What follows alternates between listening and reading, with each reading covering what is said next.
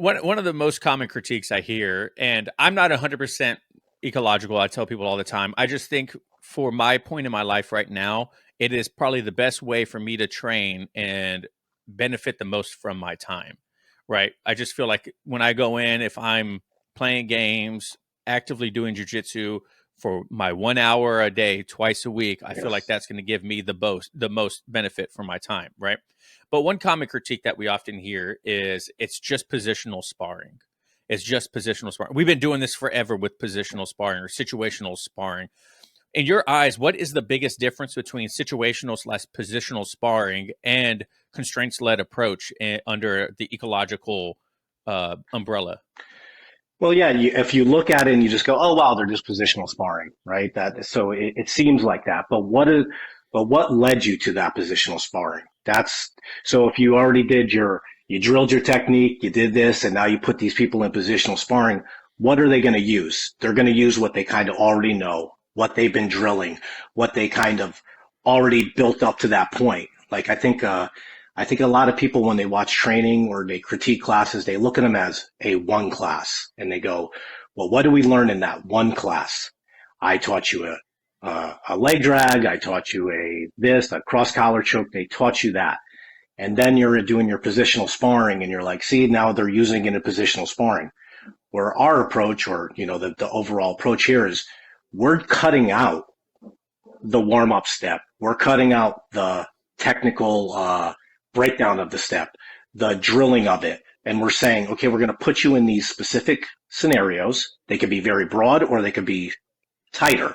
And then we're just giving you the task and the goal of the game. So it may look like positional sparring, but in general standard positional sparring, I've been in a lot of gyms, you're kind of doing what you already know. It's not the learning time. It's the time to apply it. Where this is actually the learning phase of what we're looking for. If you could tell the distinction, I think that's where people lose a little bit.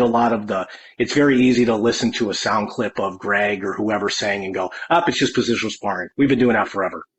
No, but we're using that constrained environment throughout the whole class, throughout the weeks, throughout the months, throughout the years for Greg, whatever. And then that's going to be where we're learning. I think I was on Chris Payne's podcast when I first thought of this kind of how I see the hierarchy of what we see. So the highest level of your expression of grappling is what? The sparring, not competition, but just in training, it's sparring, right? That's where The live action. we're going to go and you say, okay, you're trying to submit the other person, do whatever you want to do. And you're just basically training. So that's your expression of what your grappling or jiu-jitsu is. But at the lowest level is the overall concept. You just know a concept and you could say it and talk about it. So if you look at it and you go, all you did is talk about concepts and never trained at all, you're just concept guy and you don't know anything because you haven't moved your body yet.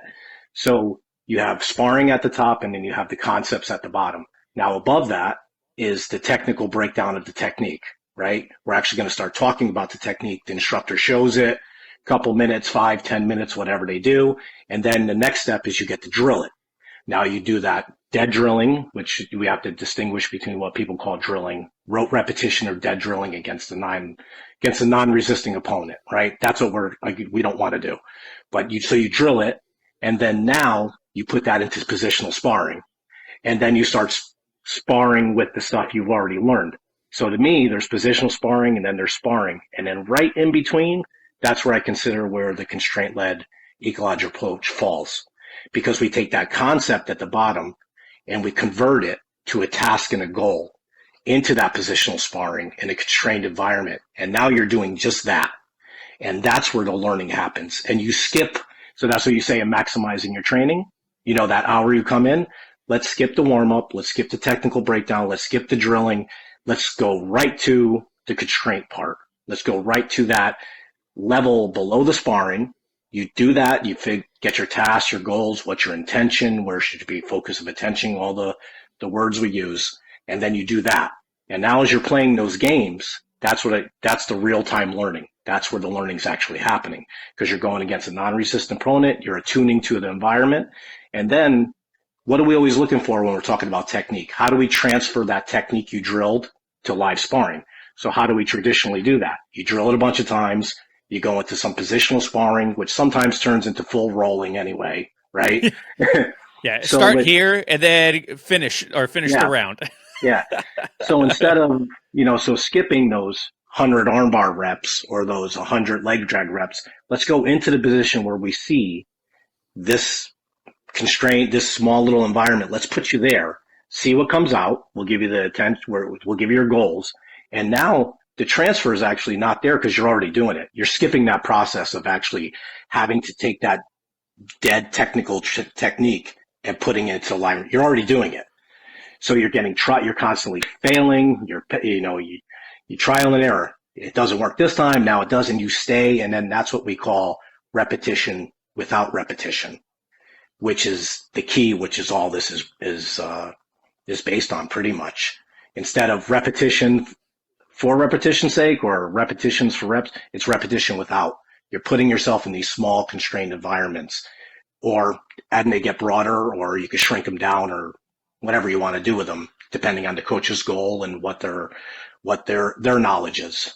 So we're pretty much skipping all that other stuff, getting rid of it, saying, yeah, it may have some value, but it's not the value we're looking for. We want to go right to this, and then now you'll see it transfer into the sparring, or and hopefully into competition if that's your goal.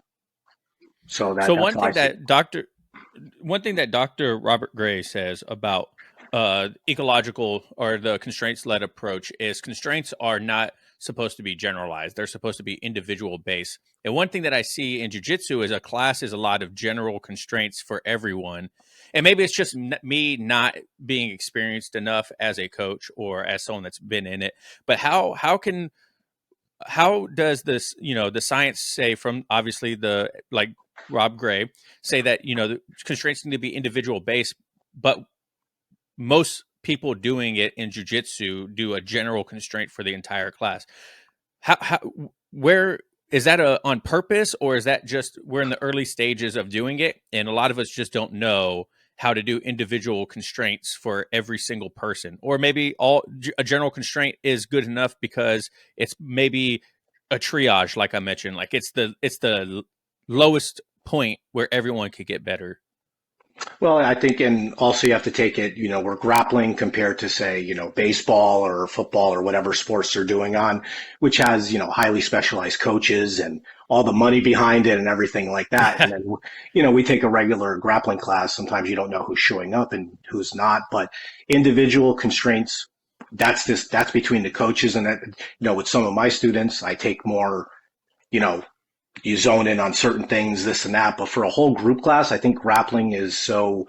I think this is actually one of the most perfect sports to actually do this type of approach, because you're literally interacting with another human every second, right? Compared to say baseball or you have these equipment thing, your pitcher, your catcher, your hitter. You're not. There's a lot of time in between that stuff. When we're grappling, we're always in contact. We're always interacting with each other. And if you look at, so you say take invariants, which things that are known to be true, those can just be, how individual do you want to get when if you trap the shoulder and you trap the wrist and you extend your hips into the elbow, it's an arm bar.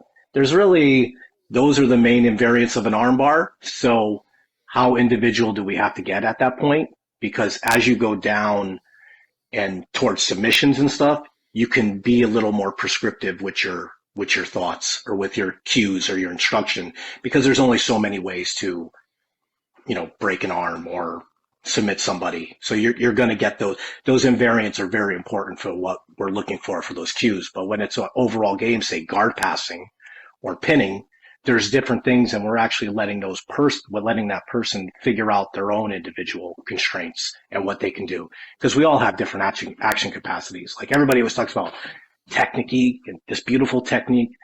Listen, we all have different body sizes, speed, power, everything. Like we're teaching actually, which nobody really talks about. We're actually teaching timing.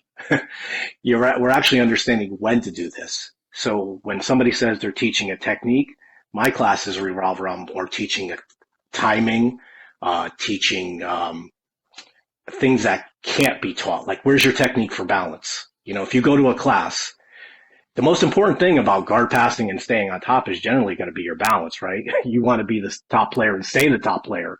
If you get knocked over on your butt, guess what? You're not passing guard anymore. So where in any BJJ fanatics or whatever DVD you want, where's the technique on balance? It doesn't say that. You see knee slide, leg drag, Toriando, whatever. You don't see staying on top, balance, not getting knocked over. You don't see that. So those are the things we're actually training. So I think we kind of reverse it where people teach technique to get that outcome, and we're teaching more where's the outcome, and then the techniques will kind of fall out afterwards, depending on the situation.